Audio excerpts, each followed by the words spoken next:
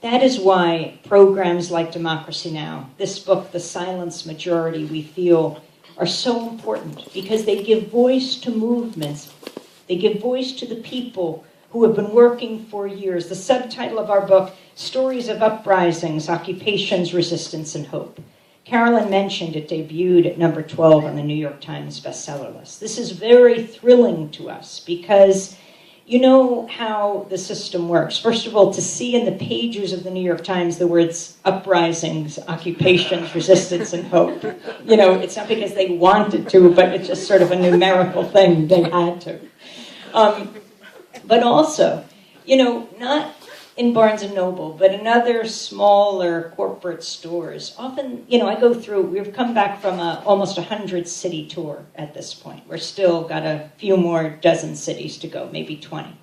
But I've just come from the road from about 75 cities. And often you'll have these small bookstores and airports. They only stock the bestsellers, and many people travel through. And if they stumble upon a book like The Silent Majority, and they hear the voices or describe people that might resonate with them, they had no idea. It provides a roadmap to another universe, to independent media, to stations like WBAI and Free Speech TV and Link TV and independent publishers like Haymarket.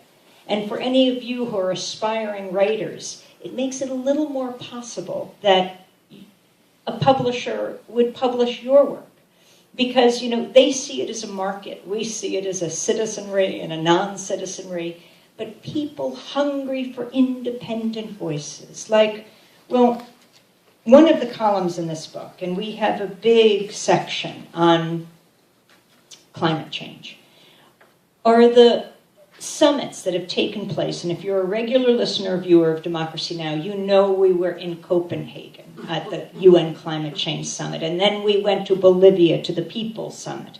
And then we went on to Cancun and then to Durban, South Africa. Interestingly, in Durban, that's the birthplace of the current Greenpeace executive director, Kumi Naidoo.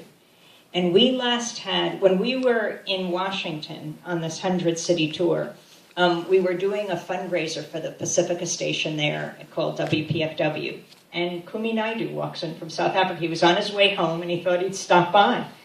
And I said, my God, the last time I saw you, actually heard you, was on Democracy Now! We had him on a month or two ago. Do you remember, if you are a regular viewer, just go and watch this or listen to it. Kumi was hanging off a Russian oil tanker in the Arctic by rope with other Greenpeace activists trying to prevent Gazprom from beginning to drill in the Arctic. He was being hit massively by water cannons, but he had this miracle of a cell phone, and he was reporting to us from the side of this tanker.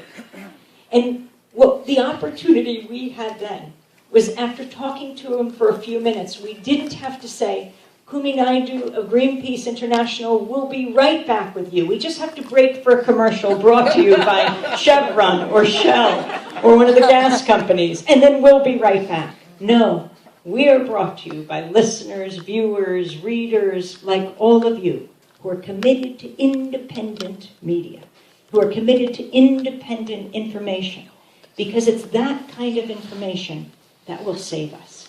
I mean, this is no longer just a thought, abstract. We see, as we all together go through this superstorm, that this is a reality, and we have to deal with it, and we have to come up with new ways. I just flew in on Saturday from Houston. In the airport, there was this great poster. It said, how many light bulbs does it take to change an American? Speaking of global warming. Okay. Martina, don't worry, I'll put the mic back on. So, let's talk about movements, starting with the remarkable young people who come to every climate change summit to speak out, to make their demands. In Durban, in the middle of the finale of the UN Climate Change Summit, one young woman stood up. Her name was Anjali Appadurai. She was a student at College of the Atlantic, a place that I visited for a couple of months in Maine, where you get a degree in human ecology. And she said to the delegates gathered, "I speak for more than half the world's population.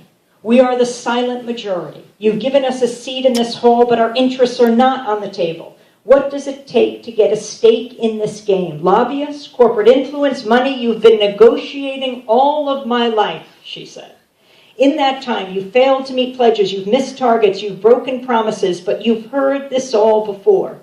She said, "We are in Africa, home to communities on the front line of climate change. The world's poorest countries need funding for adaptation now. The Horn of Africa and those nearby in Kwamashu needed it yesterday. But as 2012 dawns, our Green Climate Fund remains empty. The International Energy Agency tells us we have 5 years until the window to avoid irreversible climate change closes. The science tells us we have 5 years maximum. You're saying give us 10. She tells her elders. She goes on, "The most stark betrayal of your generation's responsibility to ours is that you call this ambition. Where is the courage in these rooms? Now is not the time for incremental action. In the long run, these will be seen as the defining moments of an era in which narrow self-interest prevailed over science, reason, and common compassion." She addressed the thousands of delegates in Durban and said, "There is real ambition in this room, but it's dismissed as radical, deemed not politically possible. Stand with Africa. Long-term thinking is not radical. What's radical is to completely alter the planet's climate, to betray the future of my generation, and to condemn millions to death by climate change. What's radical is to write off the fact that change is within our reach. 2011 was the year in which the silent majority found their voice, the year when the bottom shook the top. 2011 was the year when the radical became reality." She said, "Respect the foundational principles of this convention. Respect the integral values of humanity. Respect the future of your descendants." Mandela said, "It always seems impossible until it's done." So, distinguished delegates and governments around the world, governments of the developed world, deep cuts now, get it done. And then she did the mic check.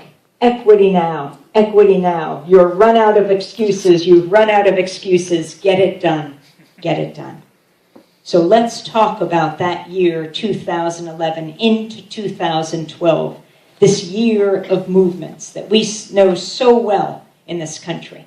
I want to start with Tunisia. We have, in The Silence Majority, it's a book of columns of the last 3 years. And by the way, I encourage you to get 2 books or 3. Think of your holiday shopping. Don't go out at the last minute to a box store and get some product that might well have been made in a sweatshop to give to someone you care about, something you don't really care about. If you're a procrastinator like I am, this is a problem we all have to work on together. Shop early. And again, if you get 2 books, you get this wonderful hour with Michael Moore that I had with him in the studio where he talks about his life. So, and if you don't want to get any books, that's fine too. Come up and say hi. And if you have story ideas, you can come up and share them, give me a piece of paper with the contact information, or send them along the way to stories@democracynow.org.